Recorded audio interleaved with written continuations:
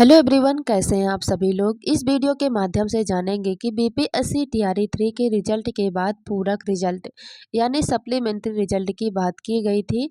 तो कल शिक्षा मंत्री जी ने कहा कि सप्लीमेंट्री रिजल्ट नहीं आएगा और अवसर दिया जा रहा है कि मई से शुरू होगी चौथे चरण के तहत शिक्षकों की बहाली की प्रक्रिया। यह न्यूज पटना से आई है। इसमें बताया गया है कि राज्य में चौथे चरण के तहत शिक्षकों की बहाली की प्रक्रिया फिर से शुरू की जाएगी। शिक्षा मंत्री सुनील कुमार जी ने बताया कि टीआरई 4 की परीक्षा की प्रक्रिया मई से शुरू हो जाएगी। उसके बाद शिक्षकों की बहाली होगी। उन्होंने बताया कि विज्ञापन संख्या 22/2024 के परीक्षा परिणाम में सरकार किसी तरह से जो पूरक परिणाम है वो जारी नहीं करेगी। शिक्षा मंत्री ने मंगलवार को विधानसभा में खजौली के विधायक अरुण शंकर प्रसाद के तारांकित प्रश्न का जवाब दे रहे थे। शिक्षा मंत्री जी ने बताया कि पूर्व के परीक्षा परिणाम में उन्हीं कोटि में रिजल्ट का प्रकाशन नहीं किया गया जिसमें या तो अभ्यर्थी नहीं है या अभ्यर्थियों ने कट ऑफ मार्क्स प्राप्त नहीं किया है। इसी दौरान शिक्षा मंत्री जी ने कहा कि प्रबंध समिति में एक बार फिर से विधायकों और विधान परिषद के सदस्यों को शामिल कर पुरानी व्यवस्था को लागू कर दिया गया है। इसको लेकर आसन सहित पूरे सदन ने उनको बधाई दी। अब आगे देखेंगे कि बीपीएससी शिक्षकों को 7वां वेतनमान नहीं, 8वें के लिए भेजेंगे अनुशंसा। शिक्षा मंत्री सुनील कुमार जी ने विधानसभा में बताया कि राज्य में बीपीएससी के माध्यम से TRE 1st, 2nd and 3rd द्वारा चयनित अध्यापकों व सक्षमता पास विशिष्ट शिक्षकों के पद को 7वें वेतन आयोग में शामिल नहीं किया गया है।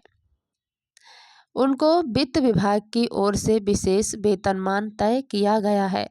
उन्होंने बताया कि 8वें वेतन आयोग का गठन किया जाना है। इसमें फिटमेट कमेटी के द्वारा विभिन्न विभागों के पदों के वेतनमान निर्धारण के लिए सुझाव लिया जाता है। 8वें वेतन आयोग के फिटमेंट कमेटी में सरकार इन शिक्षकों के वेतनमान को लेकर अपनी अनुशंसा देगी। अब देखेंगे कि विश्वविद्यालयों में कर्मियों की कमी होगी दूर। एक अन्य प्रश्न के जवाब में शिक्षा मंत्री सुनील कुमार जी ने सदन को बताया कि राज्य के विश्वविद्यालयों में शिक्षकेतर कर्मियों की कमी है। इसको लेकर विश्वविद्यालय के कुलपतियों के साथ बैठक की गई है। साथ ही उनसे पोर्टल के माध्यम से रिक्त पदों की सूची मांगी गई थी।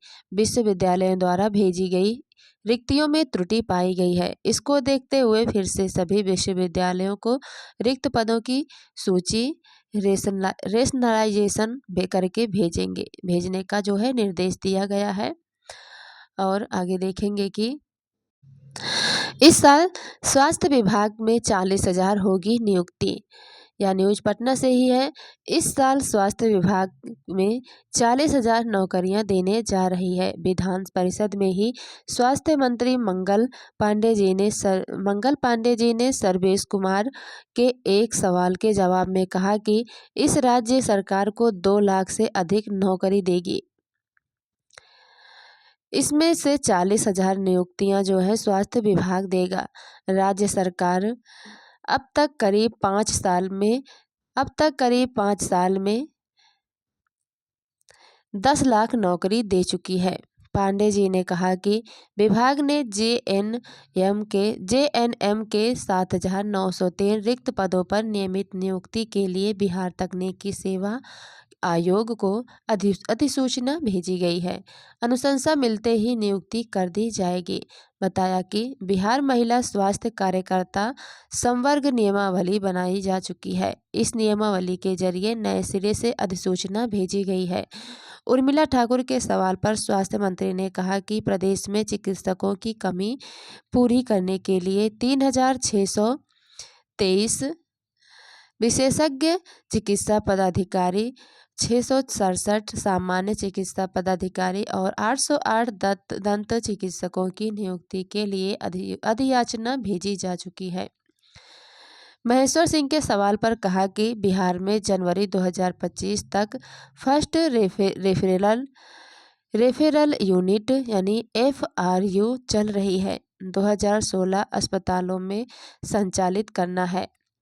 इसके लिए जरूरी सुविधाएं जुटाई जा रही हैं। स्वास्थ्य मंत्री पांडे जी ने सौरभ कुमार के सवाल पर कहा कि राज्य में 1.55 करोड़ लोगों को आयुष्मान कार्ड दिए जा चुके हैं। सरकार ने इस पर वित्तीय वर्ष 2024-25 में अब तक 225 करोड़ रुपए खर्च किए हैं। ऐसे ही डेली के अपडेट पाने के लिए अपने YouTube चैनल को सब्सक्राइब करना न भूलें।